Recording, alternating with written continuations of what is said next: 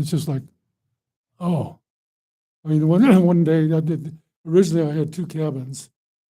One was my meditation sleeping cabin, and the other was a small kitchen and bath thing, and they were like from here to the back wall apart. And one day I was walking between them, and it suddenly hit me that I could die at any point in time, and I literally fell to the ground. You know, it just like the truth of that was, it was just overwhelming. I just sat there and I just totally dismayed. You know, how could I be to recognize that there's no way out? And it could happen. So anyway, one of the tangent to that is like 5 years ago, maybe a little over 5 years ago, I had a heart attack. And so I went through this process of having a stent put in, and and then going about my business. But so anyway, I have an aversion for medications, and so I didn't clean my diet up really even more than it was. And so I've never taken, after the first year, because I'd have medicines for the stent to heal in properly. But after that, I haven't taken any medications. So I've always got this in the back of my mind that I'm going to drop dead just any moment now.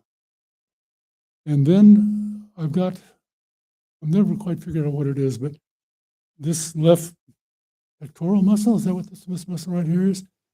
It's got something there where if I'm in a position, or if I do something like this, it can, not always, but it can happen. I'll get a little painful thing around here, and I can't tell whether it's that or my heart.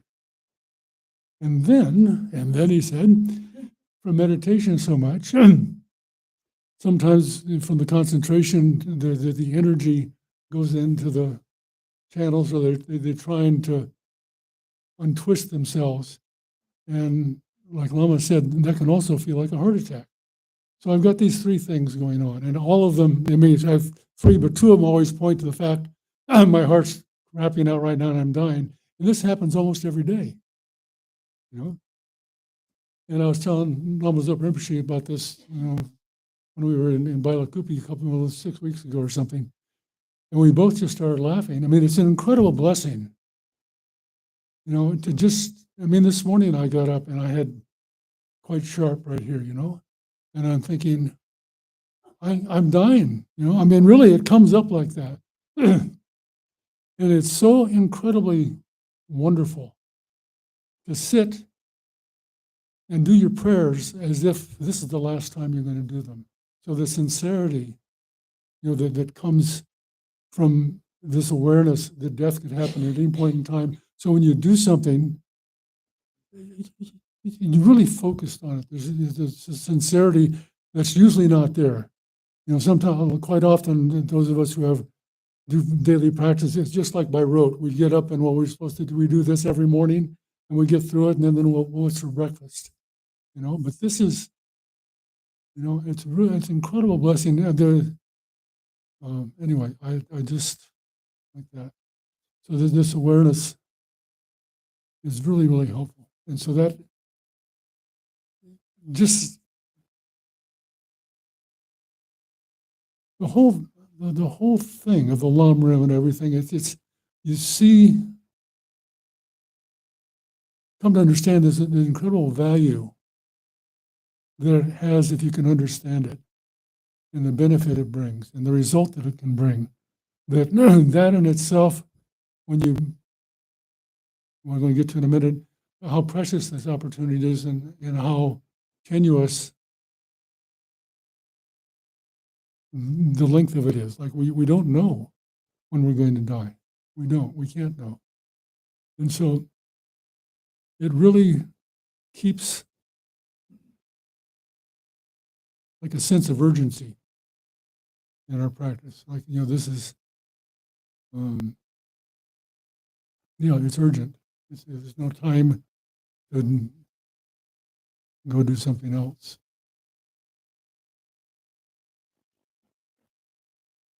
The urgency keeps it for us. Did you have time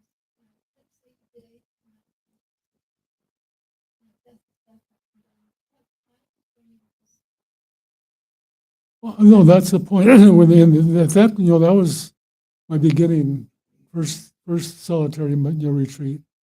And there were, I mean, I say, like when you get to the 18th section, you can hardly believe you've got to go back to the cushion and meditate on the same subject again. I mean, and it's just, and one of the things I found is every time I would start at the same spot. I wouldn't say, well, let's start over here. I'd always start at the same spot. And what happens is as the meditation develops, it's sort of like a door opens into a room. And then suddenly, instead of being where you think that's the door, you get in the room and you see there's many doors suddenly. There's just all of these things to understand or realize are just pregnant with meaning. It's not just a simple, whatever it might be.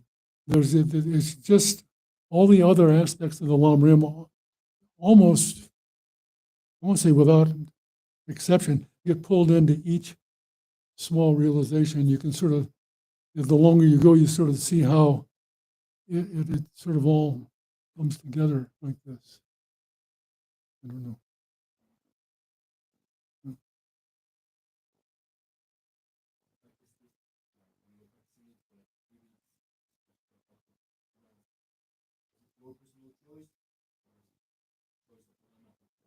My lamas told me to do it that way. Like I said, Rinpoche told me to do this experiential retreat. And then one of my other close gurus, my root guru, Geshe Tsultim Gyeltsen, he said, this is really wonderful. So you understand what you're doing, spend 1 month on perfect human rebirth. And so that's sort of, once I got started with that, then that sort of let me understand how I was going to structure the remainder of the retreat.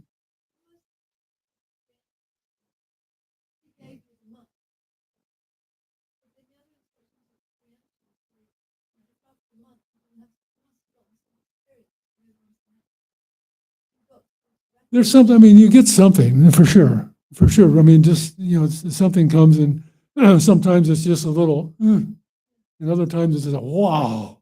There's a variation of what happens. But, after a while, you can see that the little is all you're going to get at this point in time. And the point is when if you spend a year or whatever it is to go through the entire Lam Rim, is you go back and start again. And when you go back and start again, you've got all this stuff you gathered in the year since you were there before. And you come back and you're a completely different person, completely different mind, and suddenly there's a whole much more that you start extracting about it you never saw before, or you never had a clue it was there before. And so you do that again, and go back and do it again.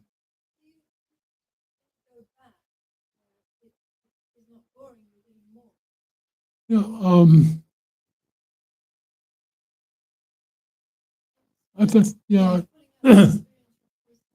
Well, from Rinpoche's teachings, and I think he might have said this at the Death and Dying retreat we did, that if your understanding is only intellectual, like you've read about it and you've thought about it, and when you hear that somebody's going to teach on death and impermanence, and your attitude is, I understand that. He said, then you're just totally screwed. He said, that was a polite way, that was my polite way of saying that. He said, your mind has become hardened to the Dharma. You think you know everything now, and so your arrogance keeps you from hearing everything. He says it's the worst thing that can happen to you. If you meditate on it and you get some understanding, the opposite of that is anytime somebody's talking about it, you run to hear what they have to say, even though you've heard it who knows how many times. It doesn't make any difference. I've been trying to find something that's similar to that. And the only thing I can think of is like when my favorite baseball team is winning a lot of games, the highlights are on that night, and I know they won that day.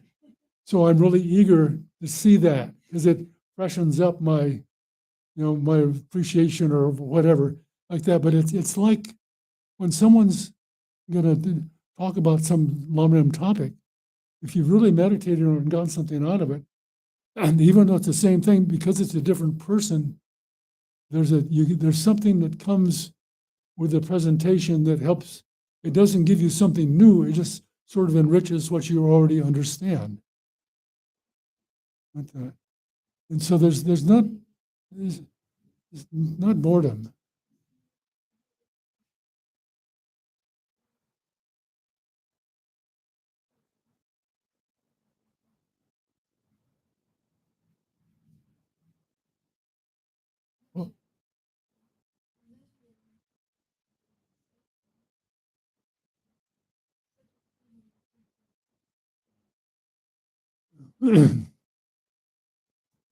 Well,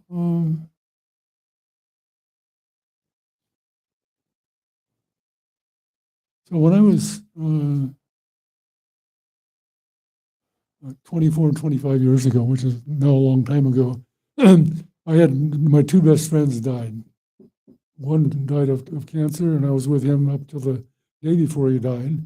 And my other friend, we were up on a mountain at a bar outside of Boulder, Colorado, and he borrowed my Land Rover to take his brother down to catch the bus to go wherever he was going. And 10 minutes later, his brother comes back in and says, "We just went off a cliff and I can't find Pete, which is my dog, or David, my friend." And so, we rushed out of the bar and ran down. I knew exactly where the road went to the left, and it was snowy and icy, and he went straight off.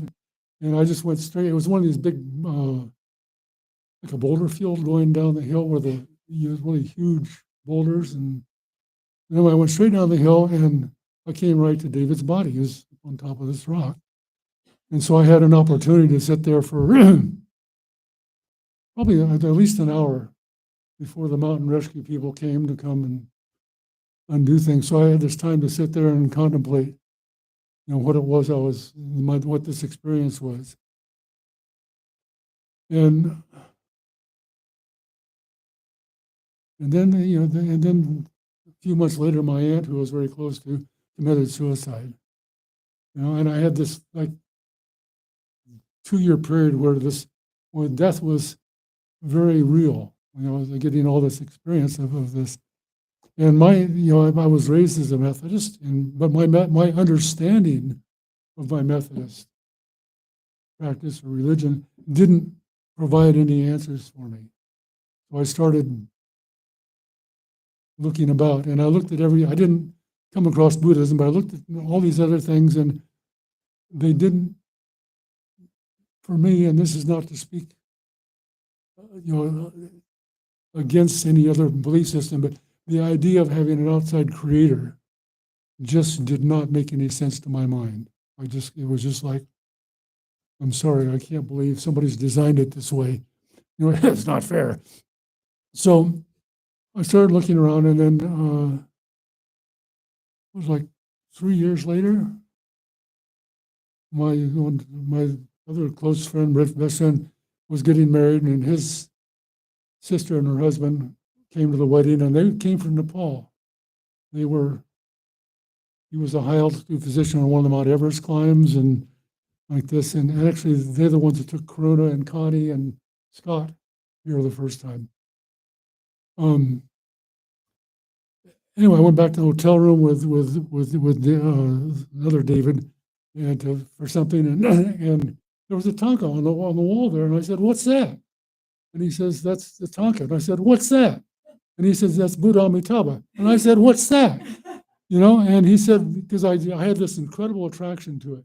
And he said, well, his wife was studying Tibetan studies at University of Washington, Seattle. He said, "Oh, Kathy can tell you."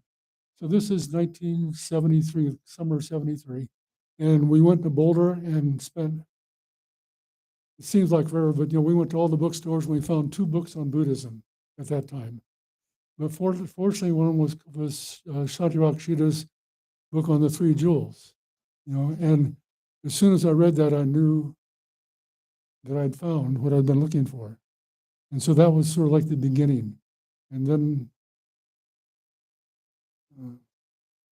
I don't want to go too much of a biography thing here, but and we were living in Santa Barbara as a hippie family with two couples and having this incredible time playing saxophones in a salsa band, and it was a wonderful life. But anyway, still no satisfaction. And then I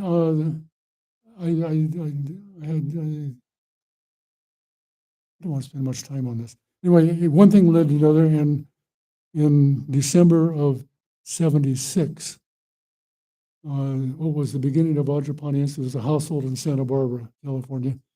We were sponsoring a retreat with this Tibetan Lama outside of, up in the Boy Scout camp outside of Santa Barbara. And I went to that. My family went back to Ohio to Elaine's family's thing for the holidays. And it was like December 27th to sometime in the first week of January. So anyway, after the first couple of days, I wanted to have a visit with a teacher because I had, 3 years of questions, which, and so I arranged this is on the 31st of December. I went in and Geshe was in a little room that was maybe this big, maybe like that, his mattress, and he had his Tibetan pacha in his lap, which is he's doing his practices. And he just, without speaking, he just motioned me to sit down in just a minute. So he finished what he was doing. He wrapped up his pacha, set it down. He looked at me and he said hello. And this time he was not a monk. He'd taken his robes off a few years before. He had long, not beautiful Tibetan hair, but straggly hair, no teeth, skinny as can be. I mean, just frumpy clothes. But I just had this incredible attraction to this man. And so we're sitting there and he looks at me and he starts talking. And what he does is he starts answering all the questions I had written down in the order I had them written down without me ever asking one. And then he looked at me and he said, to this other woman, you stop it right now. Holy shit. Am I in trouble? I mean, no, I knew nobody there. I'd been with this man 2.5 days or something. And it was like, oh, I'm in real trouble. I can't hide anything. It was like suddenly being completely undressed, and it was just like, so I said, okay, I didn't know anything about refuge. Anything. I said, I want to make a vow. And he said, okay, tomorrow after the morning teaching, you stay. So on the 1st of January, 1977, Geshe gave me refuge. And I had no idea what I'd done. But anyway, that was the beginning. But it was death and impermanence. And it's the key. It's the key to this, to being a Buddhist. We have to, it's what gets us started and what keeps us going and what brings it to fruition because, well, it's Sogyal Rinpoche said it's like the Tibet, it's like a Buddhist cup of coffee. It's our Buddhist espresso because it energizes us. And it's not a morbid sense of death at all. It's something that to be aware that this death could happen at any point in time. I mean, that's why they call it accidents. Why it's just any moment it can happen, and if we have that awareness, then there's, like I said, there's this sense of urgency, and so we don't waste so much time. We don't procrastinate our practice. We bring energy to our practice and try to do it better. And it's not to say that happens, certainly not for me every day, but it's what keeps going because we have to know that it's definite. And then what's going to happen? What's next? Like this. What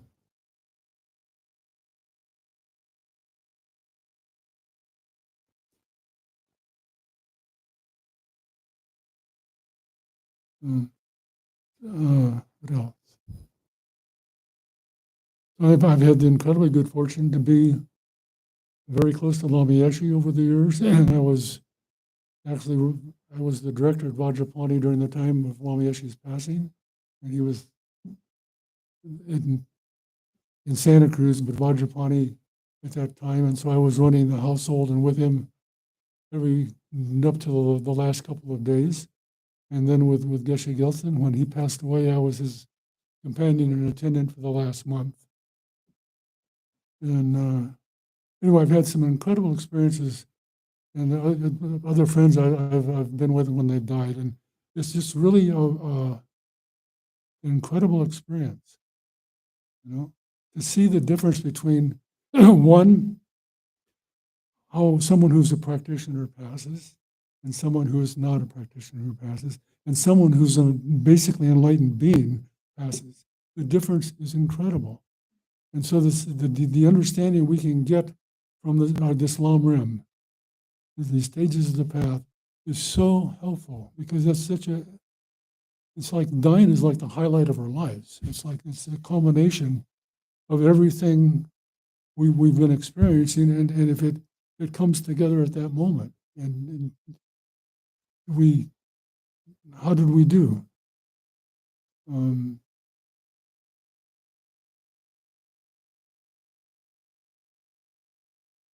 Do a couple of stories of Geshe Gyeltsen. I want to go back. We were talking about attachment and having your mate decide, tell you they're leaving you for someone else, and our reaction is, "Oh, I can't believe you're doing this to me." That. Well, Geshe, he was the first. He was sent by His Holiness Dalai Lama to England in 1961 to accompany this group of Tibetan refugee children to, is it Pagolosi, something, whatever anyway, this village for students in England to try to maintain their culture and get educated and get introduced to a new culture. And so Geshe was there for that, and after about 10 years, he took his robes off, he got married, and he had a son just about the time he moved to California from England. And they got back, and he was living in Venice, in the LA area, and his wife got a boyfriend. And so what does Geshe do? He invites them over to dinner, fixes a nice meal for them, and tells them how incredibly happy he is that they found each other, and wishes them nothing but the best. And for the next 25 years, they maintain perfect friends. I mean, this is, if we're not attached, this is how it works. We don't hate the person. We don't wish them any misfortune. We're wanting them to be happy. And so we introduce all of this thing, and it keeps us happy no matter, Geshe once told me, he says, there's nothing that can make me unhappy. There's nothing that can make me unhappy. Because he had this. And so that was years before. So now it's about 2009, and I hear Geshe, that day before was cancer. Heard he was diagnosed with cancer on this day. The next day, I left Washington. I was in Los Angeles. I didn't know what I was going to do, but I was going to be there. I thought I would help the people who were helping Geshe. And he said the next day he had a doctor's appointment, and he said, you can drive me. And so that began this 4-month odyssey of being with him almost 24 hours a day. I slept in a different room. I slept in the hallway, and in the afternoon I had a couple hours of relief from somebody else coming. Well, every day, as he got weaker as time went on, but we would go walking every day in the morning after breakfast, and and we'd come back, and there was a little patio outside his room that we'd built a few years before, and we'd sit out in the sun, and he's sitting in his chair, and I'm sitting down on the ground here, and I said, Geshe, I want to ask you a question. And I said, years ago, this is 19 years ago, it was back in 1978, when Geshe and when Lama Yeshe and Lama Zopa and Tsultim Rinpoche first came, they were in California, and they all went to Madison, Wisconsin, to Geshe Zopa Rinpoche's place, and they were all staying there. And my good friend Chuck Thomas went to Tsultim Gyeltsen asking him about Vajrayogini practice. And the Tsultim Gyeltsen says, there's no need to ask me about this. Vajrayogini is in the next room. And he was pointing to Geshe. So in our early morning conversation, I was asking Geshe about this, is this true? And he looked at me and giggled a little bit, and he just started doing Vajrayogini mantra, and he sort of started glowing, and he just started doing this little, like this while he's doing it, And so this is cool, I think. And then as every day was worse than the day before over these 4 months. And it got to where, the cancer was in his bones, and he demonstrated a lot of pain. And so his niece was there, and Geshe there with me, and we would help Geshe, get comfortable and back thing. And they would leave the room, and he'd sit there and look at me and smile, and he'd right back to his thing. I mean, it was really incredible.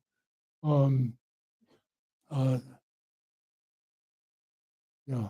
Anyway, it was the experience of a lifetime. Those 4 months. All I can say. So, have any more questions before I take off on my next adventure?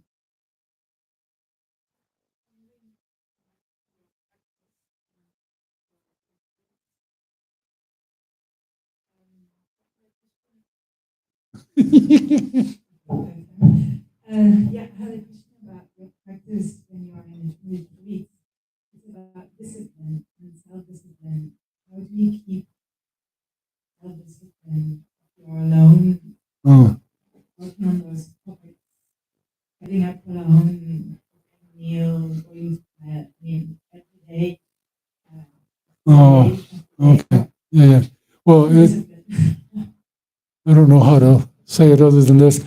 I have a bit of an anal personality. I'm very good at like this, and if it doesn't go like this, is when what's going on, So the discipline for me is quite easy. My father I was raised in a military family, and it just sort of was part of our thing to have that influence.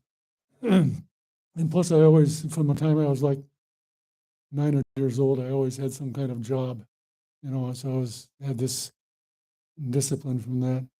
So the discipline is really important. It doesn't have to be precise. Like if I know I've got a session at 9 o'clock, I can aim at 9 o'clock, and if it's 5 or 10 minutes after, it's okay. It's just that I'm aiming at 9 o'clock. Most of the time it's then, but you have to have some compassion, and you have to be gentle with yourself when you're in retreat. You can't. What you understand is you're not perfect, and you have to appreciate that and have compassion for yourself. You can't think I should be doing like this, I should be like that.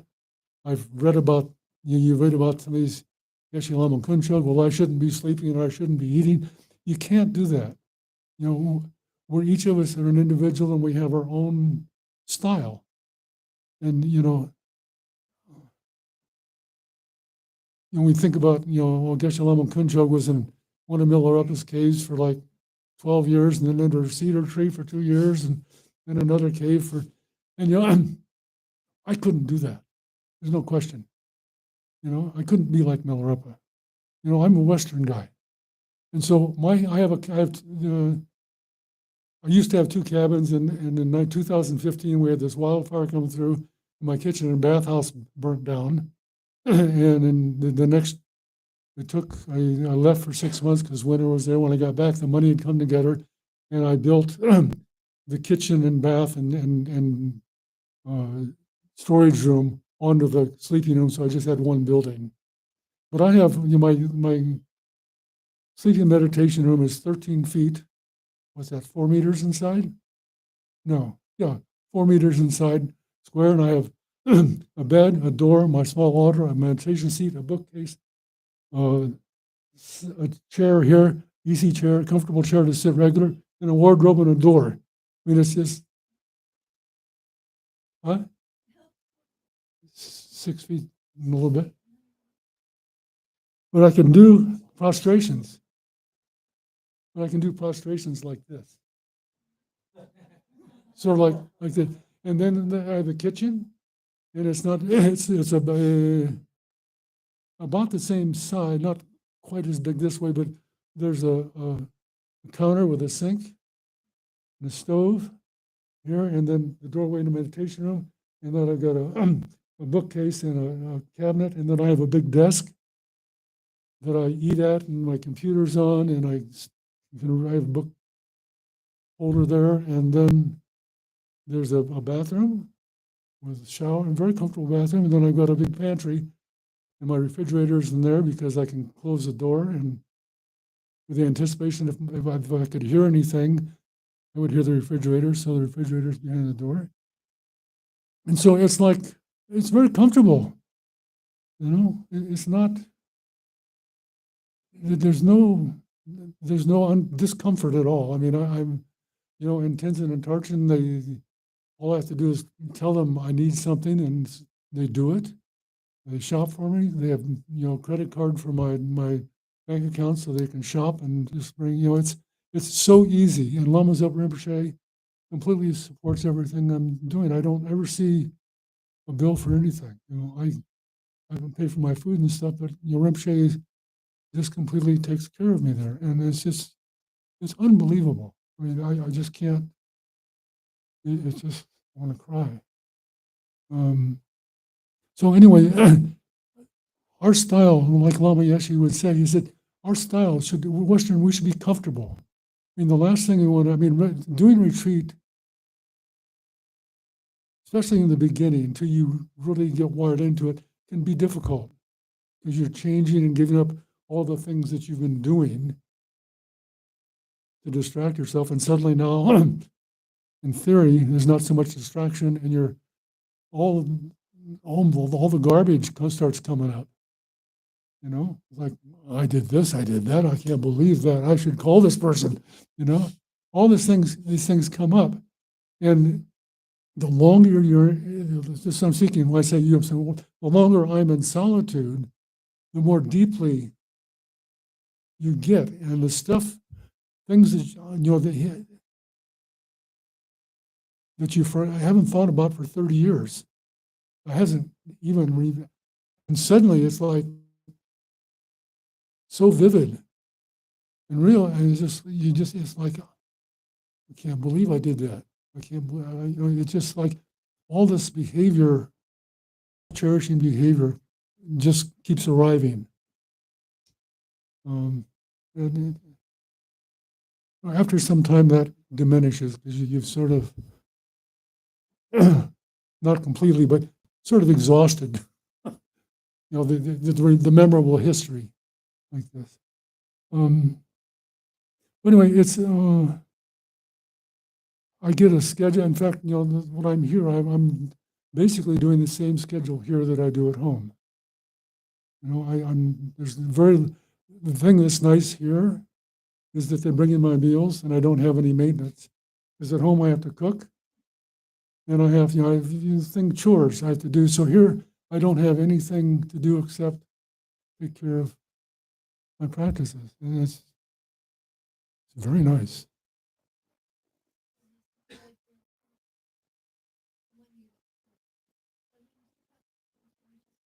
Oh, okay. Okay. Well, the first thing is to never push. Never, ever, ever push. But what I say is, you know, you just lean and it gradually starts moving. But to push, right away you're in trouble. You just set yourself back for who knows how long, but you cannot do that to yourself. You have to be gentle. You have to be compassionate. You can't, if you're pushing, you're asking yourself to do something that's out of your character or out of what you're the tempo or environment you put yourself in. Myself, I generally take Saturday evenings off. You know, I know a lot of exactly. I know a lot of people who do long treks will take a whole day off.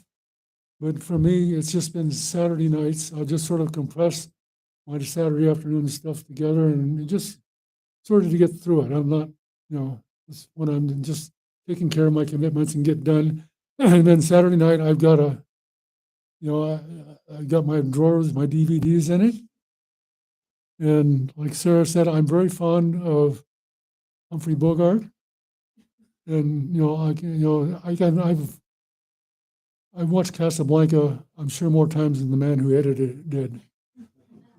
And the point is the movies and things that I have they're not intense movies. They're quite ridiculous sort of movies, most of them. It's just to have a distraction. Just to have a couple, I'll make some popcorn, have some orange juice, and it's just have a couple hours of being like this. Like, when I'm watching Casablanca, I certainly know every line that's coming. I know everything that's going on. I just start watching how they made the movie and whatever. It's just to have the mind just release from this stuff just for a couple hours. I mean, halfway through the movie, I'm saying, what am I doing? Like, this is such a waste of time. But I know why. It's so beneficial to just step away for just an evening, just to do that. And, there are times when it's just, let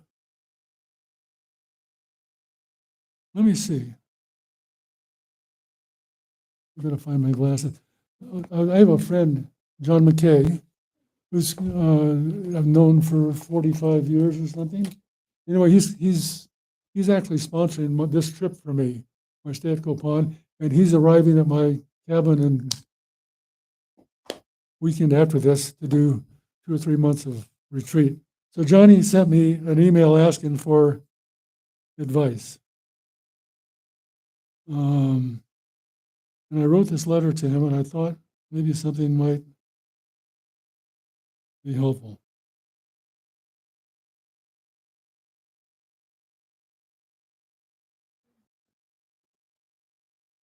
This is another amazing, amazing man.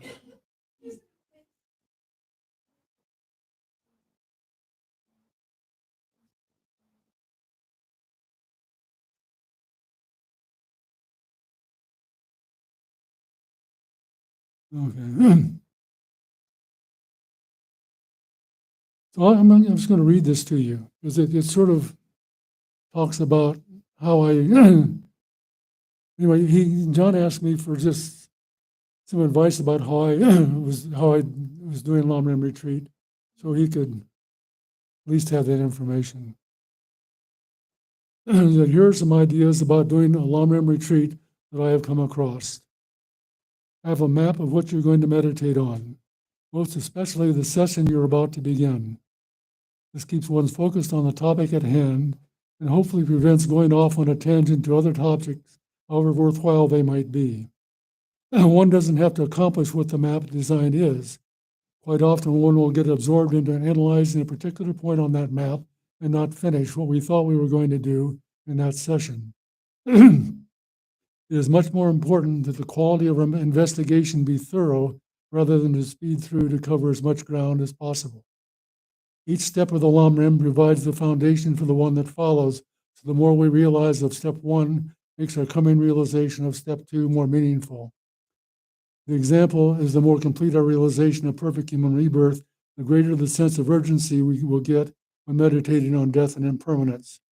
We are really going to be losing something most rare and valuable. Before going on to the next step in meditation, repeat the step you're on. This is an old Kadampa saying. We review the entire path each day. What is important is that we really have moved our mind or made a meaningful impact on our mind with what we have been able to cover during our meditations. Finishing the entire Lam Rim is not as important as meditating well on what we are able to cover. This will provide us with a firm foundation as we proceed in the retreats to follow. When I did my first month, 6-month solitary retreat, for example, I only got as far as karma as an example. Some meditators will block out how much time to allot to each topic so they can face the entire Lam Ram in their retreat. I'm sure this has some benefit, but was not my style. My style is careful and thorough. Meditate on bodhicitta and emptiness every day, even if only for a half an hour or so. Oh, this is a really key one. One thing that really changed the way I meditated on the Lam Rim was when I realized I've been doing my meditations to become the doctor, when the truth is that I'm a desperate patient in urgent need. So this is, we talk about, us being the patient and the Dharma being the medicine and the teacher being the doctor and things like this. And so what I found was I was meditating, thinking about how would it explain this to so-and-so who needed this medicine, and not recognizing that the patient who was in his death throes was me. It was only when I recognized that all these problems I had, and I had in abundance. It wasn't just like some of this. This was, that I really realized that this was talking to me, and I needed to really put it into practice. And that was a huge, huge difference in how I understood what I was, meditating on. It made a profound transformation. I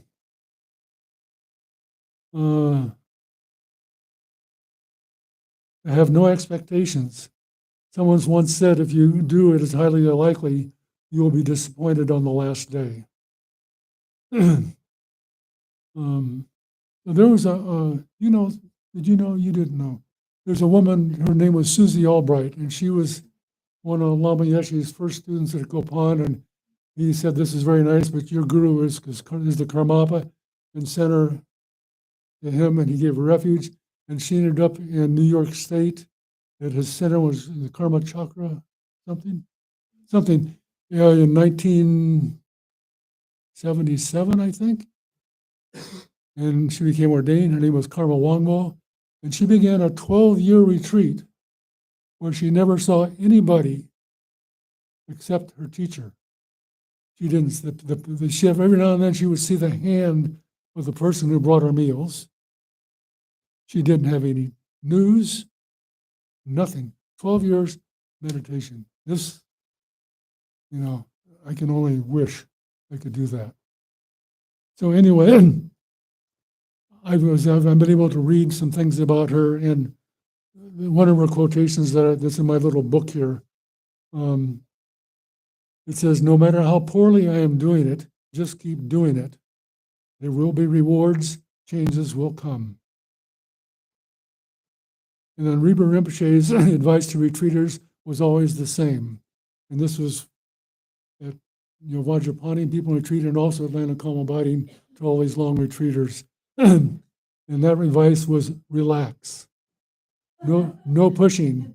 Here again, for myself, I always take Saturday nights off and watch a meaningless movie to get my mind to let go for a couple of hours. Movie, popcorn, and orange juice work well for me. Okay, anyway, eat well, get some exercise, short nap after lunch. Keep whatever schedule you find works for you. If you feel overwhelmed and needing a break, take it.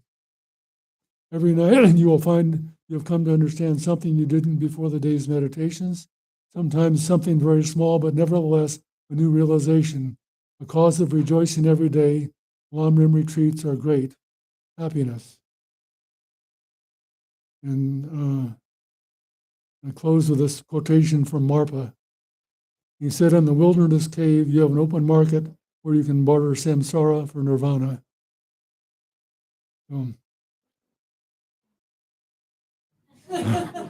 It'll cost him a lot. No. Yeah.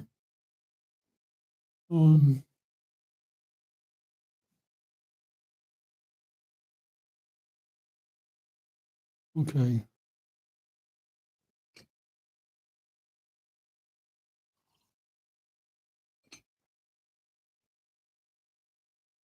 That's interesting.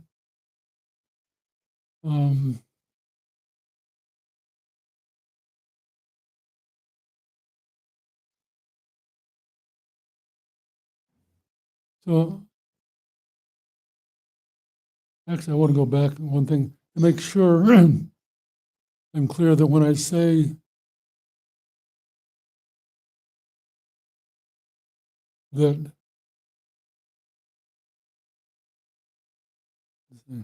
I'm not saying that I don't exist. I'm not saying this tablet doesn't exist. I'm saying that we don't exist in the way that it appears to us. It appears to us like it's concrete, permanent, like this, and it's not. This I is dependent upon these aggregates. It is imputably existent, which is not how it appears to us. And so just to know that even though it appears one way, that way is the way it appears to us is the lie. That's the thing we're trying to understand does not exist. What does exist is I do exist, but it's dependent on causes and conditions and the way my mind holds it. So we're not saying none of these things exist. All of this does exist. It just doesn't exist in the way that it appears to us. It comes from our mind, how our mind labels it, and according to that label is how it appears to us. If it's a rainy day, some people will say, "Oh, this is lousy. I can't believe I have to stay inside." And somebody else will say, "Far out, it's raining. I can stay home and listen to this, I can listen to Stan Getz and, read a good book." And so it's not the rainy day. It's how our mind projects on the rainy day as to what we get from it and how it appears to us. And it's that way with everything. It's how it appears to our mind, and then according to how much garbage or purification we have or don't have, it's how it appears to us, whether it's something pleasant or unpleasant. Okay.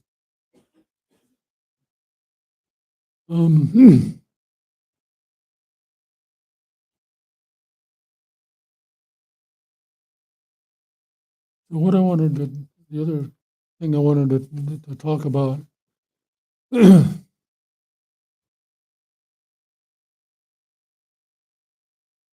was what this perfect human rebirth, this opportunity that we have right now is. I'm not going to go through too much of the technical thing. Like basically, we're basically free of all the conditions or environments that would prevent us from being able to practice, which means, we're not born in a hell realm or a hungry ghost or an animal. We're not born in places where, to be born someplace where there's no Dharma teachings or no way to practice there. We have all the conditions necessary, and we have the key thing is we have an interest in practicing Dharma.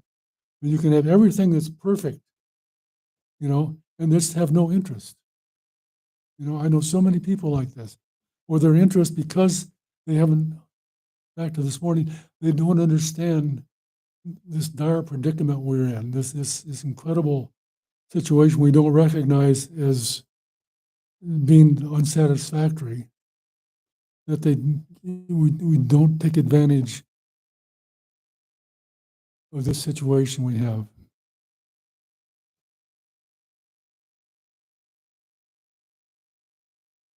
It's hard to realize how rare this is. One of the examples I use, and some of the 2018 course, I'm sure I talked about this. But the Buddha said, if you take all of the beings who are hell beings, and their number was represented by all the grains of sand that are on all the beaches and all the deserts on this earth. Like it would completely cover the earth with these grains of sand or dust. And then if you took all the hungry ghosts, it would be like all the grains of sand from, like he says, the Ganges River. And that would be like numerically relating to the hell realms, the number of beings like that. And for the animal realm, it would be just like a barrel. It was basically, I don't know how to say liters, but like 100-gallon barrel, like not very big. Would be like all the animals, like we're talking about all the insects, all animals like that. And then if you took all of the human beings and gods, it would be like you stuck your finger in the dirt, what got caught underneath your fingernail? Almost none. And then my thought was this, and this is what happens to me in retreat, is I try to make some sort of visual thing. So if you took all the dust or grains of sand of the hell beings, and you said, okay, these grains of sand are black. And then you took all the grains of sand that represented the hungry ghosts and said, okay, these are dark green. And the animals are brown.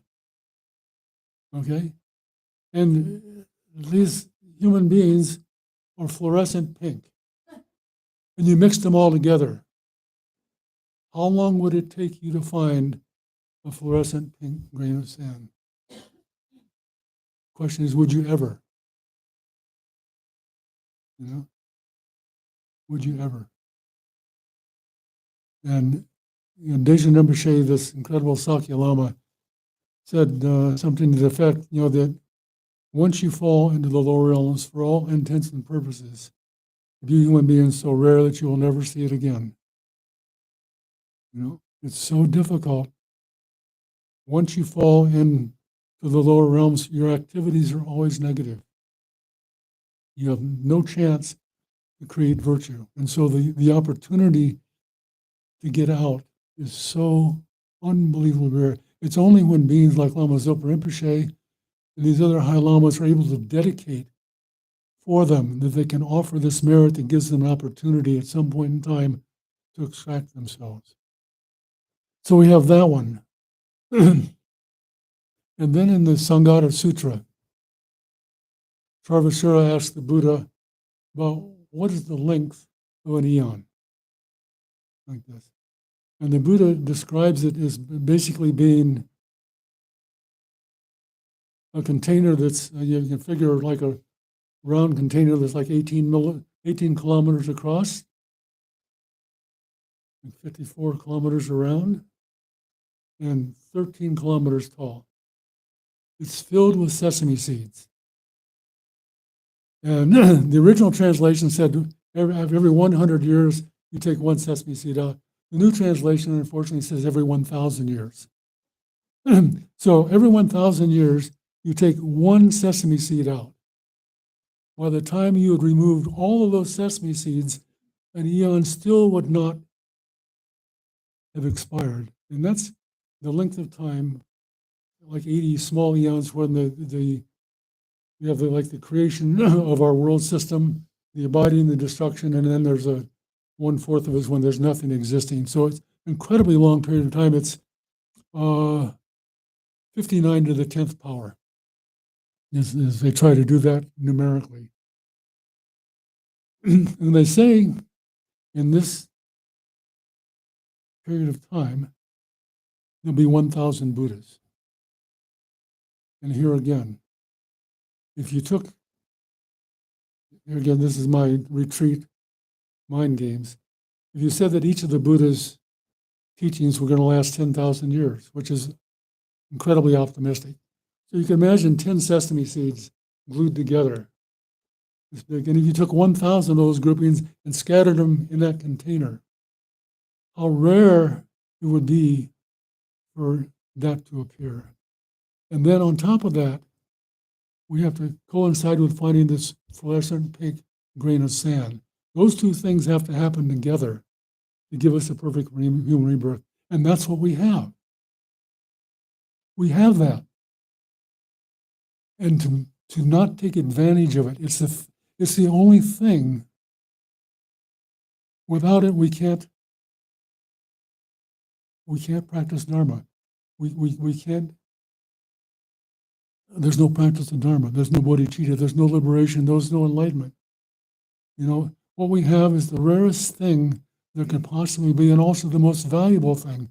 I mean, no matter, this person last week in America won this lottery, got $1.9 billion or something. It's nothing. Something.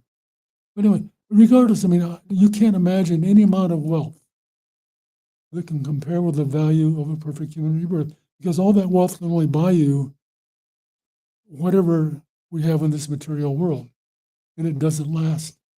And it just, generally speaking, we create more attachment. But it's so incredibly rare what we possess. And to get lost in the 8 worldly dharmas, to worry about,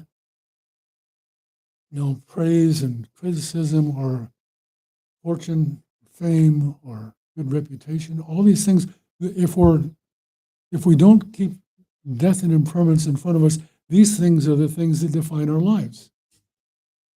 We're always looking for someone to praise us, and we don't want criticism. We're looking to have a good reputation and not a bad reputation. We're looking for pleasure and not some uncomfortable situation. And we're looking for material wealth and not to be deprived and be poor. And so if we are not aware of death and impermanence, that's what we focus our lives on. And I just saw Zonzo Khyentse, he says, if you believe this way, that means you can be bought with praise and you can be defeated with criticism. It's like suddenly we made things that are out of our control are God. It's like how these people or the weather or whatever, how that affects us determines whether we're going to be happy or not. We could totally absolved ourselves of any responsibility to be happy. It's always, but this has to be this way or all these things outside of us have to be arranged in a certain way for me to be happy, when it's total BS. It's totally wrong. And it's only with this perfect human rebirth that we have an opportunity to fix it. Otherwise, the bucket with the sand. This time without beginning. We've been going through this. Every who knows which beach, we get that grain of sand, and we've never taken advantage of it. Since time without beginning, we've never, ever gotten further than we are right now. We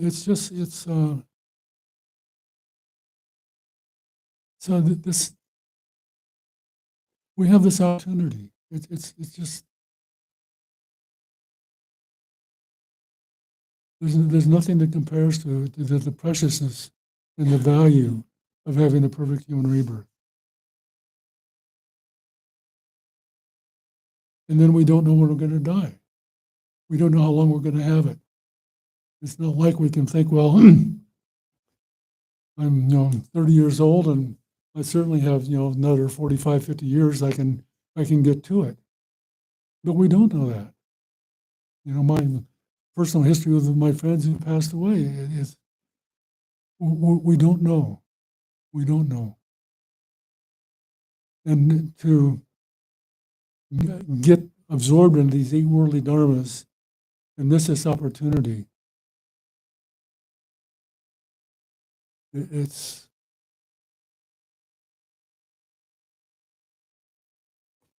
where maybe if I've got a quotation from Martha scribbled down in here.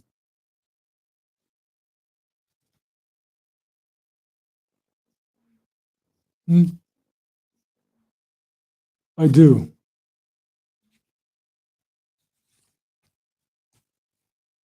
Oh, here it is. So, well, there with my hearing aid. Excuse me, but that's a good excuse. It sounds totally different now. When Milarepa, I don't know if you everybody's some familiarity with Milarepa. So this is when Marpa had just sent Milarepa off to go, to never come back. It was like their relationship was done in terms of the physical relationship, and he's sending Milarepa away. And Milarepa's wife, Dagnema, Milarepa was like her own son. She, loved him dearly, and so she's crying as he's departing. And Marpa says to her, a true cause of tears is the thought that all sentient beings who are potential Buddhas are still not aware of it and die in misery. And what is especially a cause for tears is that the thought that once they have reached the human condition, they still die without Dharma. If it is this for you cry, if it is for this you cry, you should cry unceasingly. It's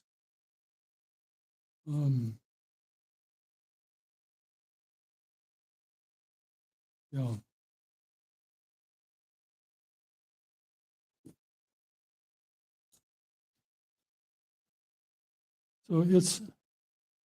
So this, going back to my thought about why these great meditators were able to practice the way they did, or the way some are doing now, is this realization.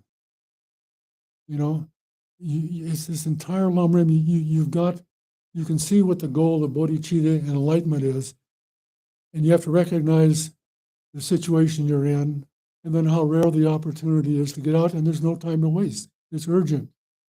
And so all of these other things that we normally engage ourselves with become meaningless. Just really meaningless. When you can look at the grain of sand again. Pass that around. When you look at that, how many lives have we had that have been exactly like this one? How many boyfriends, how many girlfriends, how many children, how many mothers and fathers, how many jobs, how many precious places we've lived have been exactly like this one, and what do we have to show for it? We've got nothing to show for it.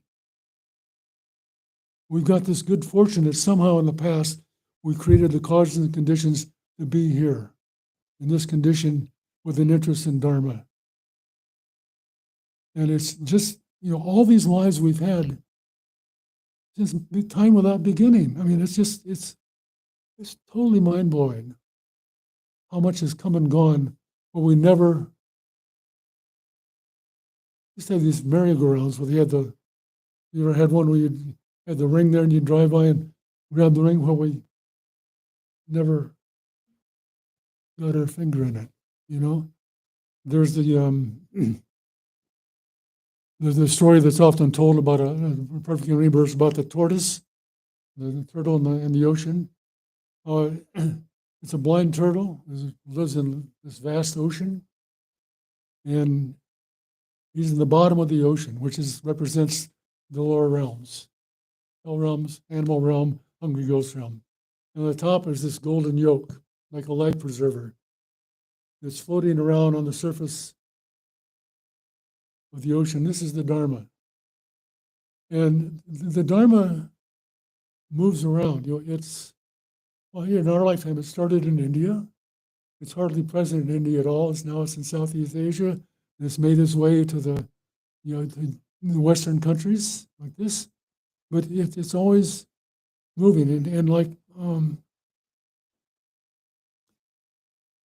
it's like talking about in that container with the sesame seeds, and it's not there all the time. And at some point in time, when I read and I didn't write down, and I can't. Anyway, something out of the next 100 eons, only 4 or 5 of them are going to be light eons, which means that of all this 10 to the 59 to the 10th, 10 to the 59th power, 95 of those are going to have no Buddha at all, because the beings have no karma to have a Buddha present. It's only 4 of them, so that the Dharma is incredibly rare. And so you've got this yolk being blown around the ocean. And so every 100 years, this tortoise comes to the surface. He's blind, and it's like suddenly the karma to have a more fortunate rebirth. He comes up And what's the opportunity that his head comes up inside that yoke? It's not impossible, but it's not likely. And how many times did he come up when he just brushed the edge of it? He was so close, but he didn't quite get there. It's like having this perfect human rebirth and not having an interest in the Dharma. You're just right next to it, and there's no import. No import. But we have this fortune of having some interest, and so it's just. No.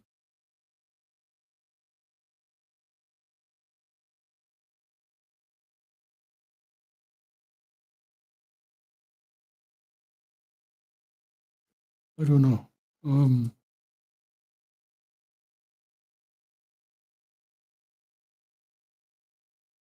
I was thinking, Zontra Rinpoche had a quotation or something where he said, and it applies to, our relation to samsara. Like we're always trying to fix it, with different place to live or different country to travel to or different companion or whatever. We always have something we're trying to fix it, samsara with. And Rinpoche says, you're fooling yourself. Samsara cannot be fixed. It cannot be fixed. No matter how pleasant your situation, you are still subject to the suffering, the suffering of chains, having contaminated aggregates, death, impermanent, death, sickness, old age, and death. Being parted from what we like, having what we don't like, situations with us, working for something and not attaining it, having no certainty, no satisfaction.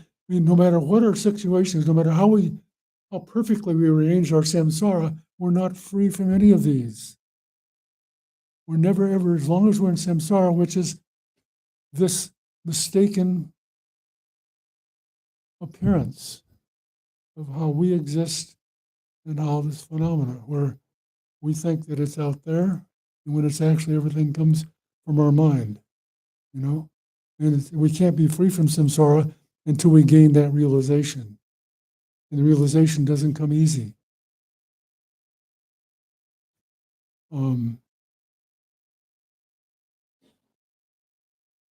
Questions?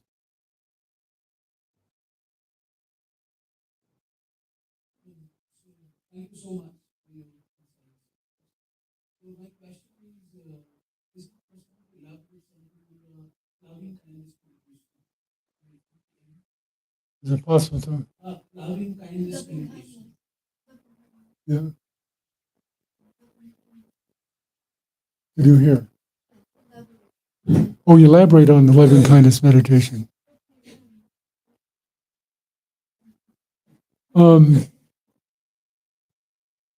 I should put my sound system back in, but I haven't.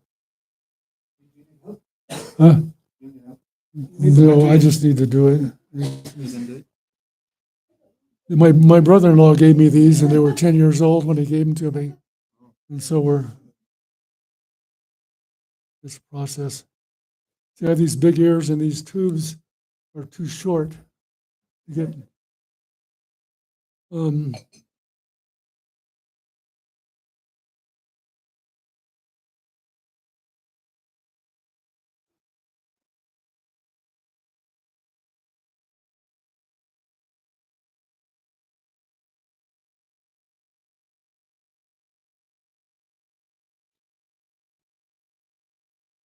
Contact.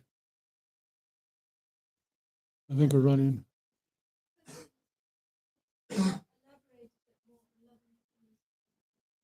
Sure.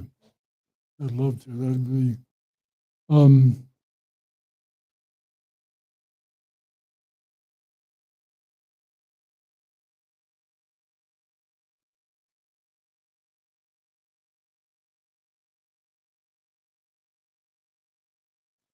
So, loving kindness is like one of the like necessary understandings to have to develop bodhicitta. And so the method for that appears in the two different methods to generate bodhicitta. The first one is the 6 causes and 1 effect. And so we meditate on what's called beginningless mind, which is where we try to understand the idea that since time without beginning, we've been taking rebirth over and over and over again, which is our bucket of sand again. And in every one of those lifetimes, shouldn't say every one of those lifetimes, but all the lifetimes where we've taken birth from a womb or from an egg like this, not spontaneous birth, but we've had parents, we've had mothers and fathers. And we think about the kindness that they've extended us in their lifetime. And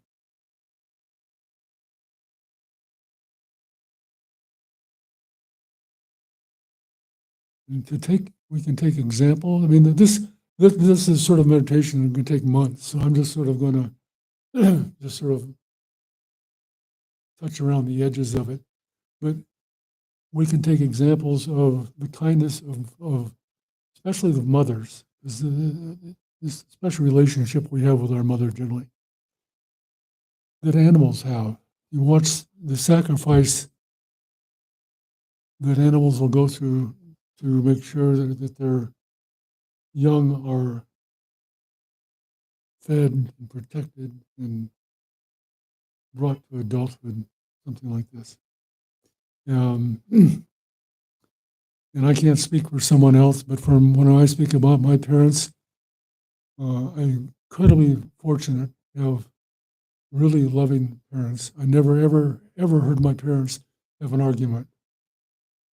And I know for a fact, my mother, I was 57 years old when my mother passed away. And I can tell you there wasn't one day in that 57 years that my mother didn't worry about my well-being. When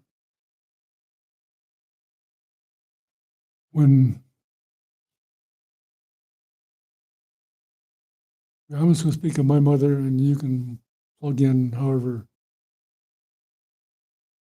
One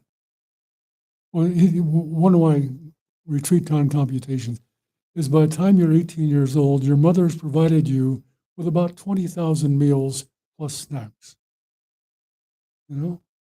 Really.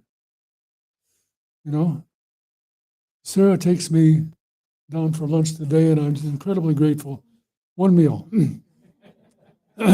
20,000 meals plus snacks your mother has given you, generally speaking, by the time you're 18 years old. All of your clothes. That my parents wanted to make sure that whatever they enjoyed in their life, that I would learn about so I could enjoy them also. I learned how to hunt, I learned how to fish, I learned how to drink, I learned how to play poker. I learned all these things, and it wasn't because it was out of their love. I learned how to play golf. All these things because this is what brought joy to their lives, what they enjoyed, and they wanted to make sure I had an opportunity to be happy also. And so this is what they taught me, and their motivation was very pure. It's quite incredible. Just to put up with me when I was a teenager is just a major miracle that I lived through it, that they didn't just, Anyway, the kindness of our parents. So and then we get this idea of how can I possibly repay them? How can I possibly repay my mother and father for what they've given me in this life? Besides the body, that enough just by itself is we couldn't be doing what we're doing today just if that's all they gave us and kicked us out. So the idea comes, well, how can I possibly repay my mother and father? And then I can, I can offer some food or clothes or, pay for their 50th wedding anniversary party or whatever like that. But it's only short term. It's very temporary help. What I really would like to do is to see them never have to suffer, to be dissatisfied, to have any unpleasant experience ever again. And so what can I do? And right now I can hardly help myself. How can I possibly help them? And so then the thought comes, well, but I have to be responsible. Who else is going to be responsible for taking care of them if it's not me? And so I make this commitment to be responsible. But then you realize, well, this is sort of silly because I don't know, I can't do anything. The only being that could really help them is an enlightened being, a Buddha. And so this is what I have to become. This is like this motivation through loving kindness to be determined to help them and take the responsibility. And this is taking responsibility without having any ability. And then you decide the only way it can happen is I have to become a Buddha. And so that's how it goes that way. And on this comes through a Sangha and that side, and then the exchanging self for the other method comes from Manjushri and Shantideva, and it's called exchanging self for others, and it requires a more firm founding in the understanding of emptiness or reality. But basically, it's looking. One is to see how we are all interrelated, how there's nothing we have that doesn't depend on somebody else's kindness. And kindness not necessarily like they deliberately being kind, but the fact that they spent their lives, making microchips to go in my phone or something. I couldn't have my phone if they didn't do that. This interrelated, there's no piece of clothes you're wearing. There's no food that you've ever eaten. There's no vehicle you've ever ridden. There's nothing we've experienced in this life that isn't due to somebody else's, actually a large group of people, kindness. When they talk about, who was it, Kevin Bacon and 2 degrees of separation or something, like it just takes hardly nothing when you can go out and establish this link with almost every living being, when you just follow one little track about where did this teacup come from, and you find out, you go to not only the guy who made it, but who carried the guy's trash out, who made the truck, the guy who took the trash out, and you find out we have this incredible relationship with every living being, and to establish the gratitude, that my life couldn't be here without the kindness of each and every sentient being. In fact, my ability to develop, love and compassion and develop bodhicitta and become enlightened is entirely dependent upon all of these beings. There's not one of them who isn't responsible for my future enlightenment. So it's this incredible gratitude that brings about this idea of loving kindness. Why, even though the appearance of this person being abusive or beating me or whatever, we still have that aspect. We created the cause to have that experience with them, but there's still this. From our side, we don't have to become hostile. We don't have to have hate. We don't have to be angry. We can understand and have compassion for them. Because it doesn't do us any good to harm them back, because when we create this situation where it's this back and forth that we've been going on since time without beginning. So we really, and these,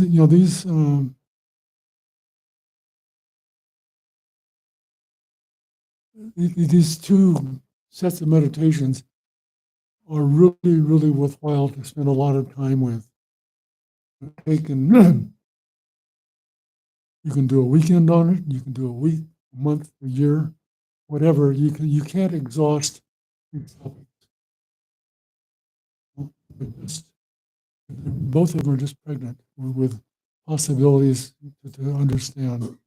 The idea and what comes from exchanging self for others is this tong-len practice, which is actual exchange of self for others with our minds. Or, like I said, whether or another meeting, this is what I see here. And so whatever being I see, if you're aware, you can see that.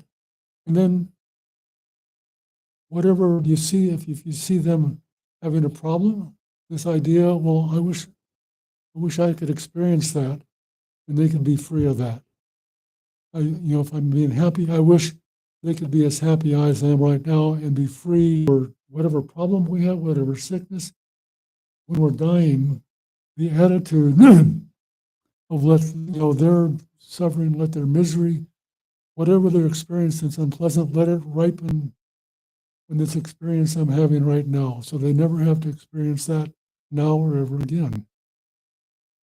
And when we're experiencing delightful meal or companionship or a party or walk in the woods, whatever brings us pleasure, how wonderful it would be all these beings could have experience like this, to never be separated from this.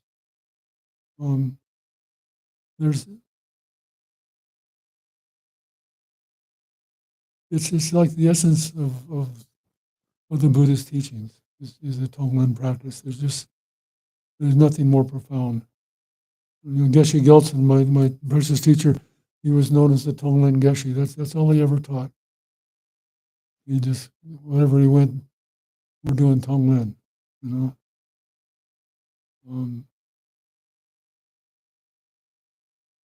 And it makes every being that you come in contact with becomes your dear and best acquaintance. And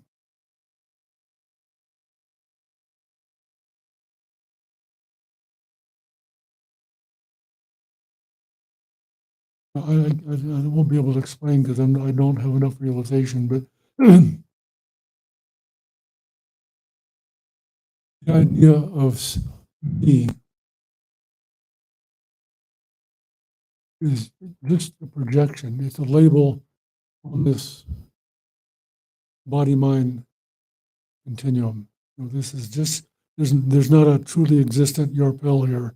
There's a merely labeled Yarphel. There's not a truly existent one. And when I think about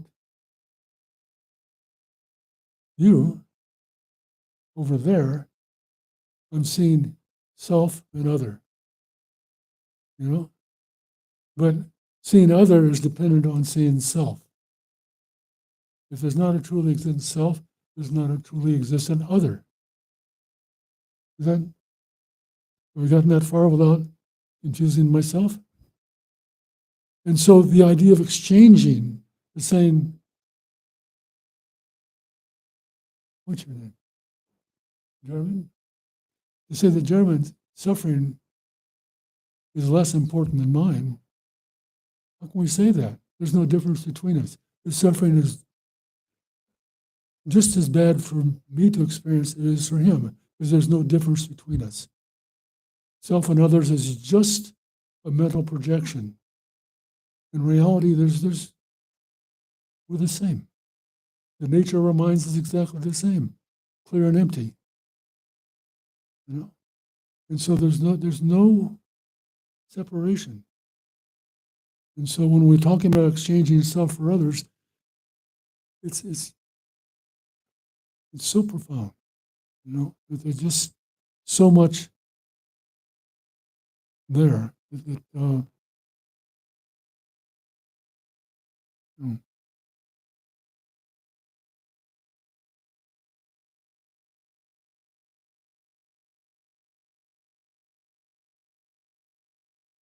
So this is when these bodhisattvas are talking about the suffering of sentient beings is unbearable to them. This is where that view comes from. There's no difference. The only difference between us is the amount of pollution we have in our river, our mind stream. The nature of the river, the water's clean and clear, and we're all exactly the same. There's no difference whatsoever. The only difference is the amount of pollution we have in our mind stream that is all different. We're all unique in the amount of particular type of pollution we have in each of our mind streams. It's our own collection since time without beginning. But it can all be purified. And when it's purified, there's no difference. When we talk about our minds and the minds of our gurus are one, that's because they're the exact same nature. Lama Zopa Rinpoche's mind is clear and knowing, the same as mine, same as yours. No difference. The difference is this ignorance that doesn't understand that.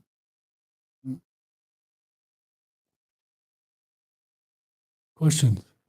Help me.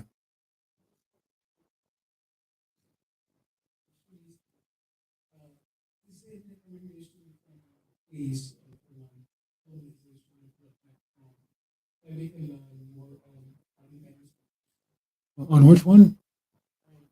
any place which can teach or more on loving kindness and I think many. I think most. I would say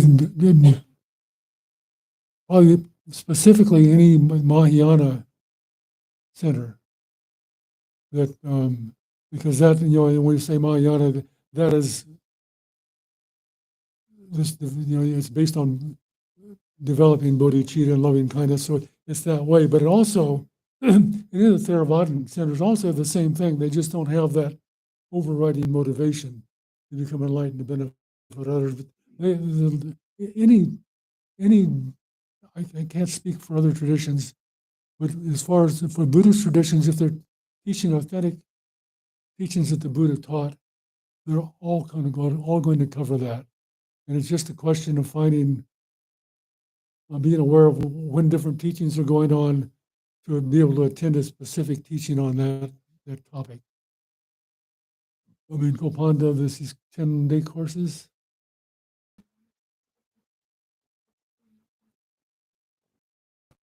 It just you just have to be aware and look at what they're teaching at any particular time, because the Buddha Dharma is so vast that they'll focus on one aspect like that from time to time. Question?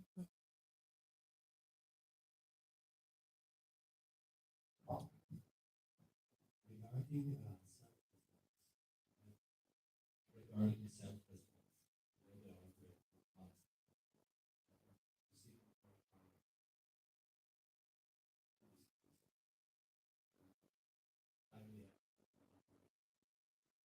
But vast and profound? Selflessness. Selflessness.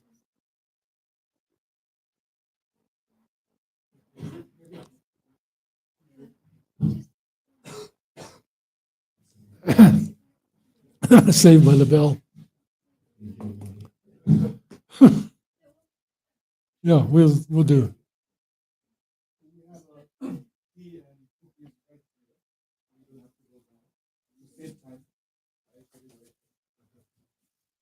Yeah.